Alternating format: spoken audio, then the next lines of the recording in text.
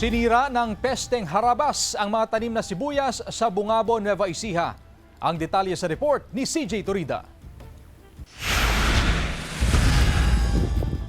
Maagang inani ng mga magsasaka ang kanilang mga tanim na kulay puti at pulang sibuyas sa barangay Tugatog, Bungabo, Nueva Ecija matapos atakihin at sirain ng pesteng harabas. Ayon sa ilang magsasaka, ilang linggo pa raw sana bago anihin ang mga sibuyas pero kailangan ng i-harvest upang hindi ubusin ng mga peste. Kahit papaano raw mapakinabangan pa at makabawi sa gastusin. Ang magsasakang si Mang Mario, halos kalahati raw ng kanyang tanim na sibuyas ang nasira. Halos maporsyento na yung konti na yung kan.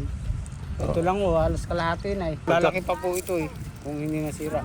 Ang magsasakang si Mang Dante na dating umaani ng hanggang 300 bags ng sibuyas, 16 bags lang daw ang naani niya ngayon. Wala naman talagang magagawa kahit anong lason gamitin ko eh. May mga butos-butos nga po na ewan po ngayon. Wala naman talaga.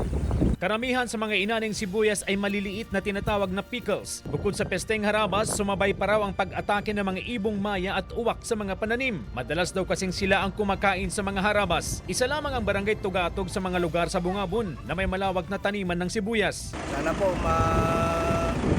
makita po yung mga magsasaka namin na sobrang hirap dito sa aming barangay.